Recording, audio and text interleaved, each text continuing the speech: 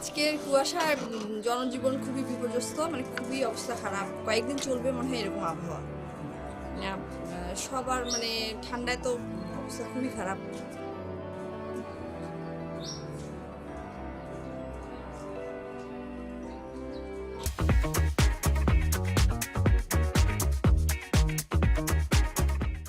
এগারোটা বাজে চলছে, কিন্তু এখন পর্যন্ত সূর্যের মুখ দেখা নাই এবং সেই ঘন কুয়াশা এবং হিমশীতল বাতাস, এই বাতাসের জনজীবন একদম বিপর্যস্ত।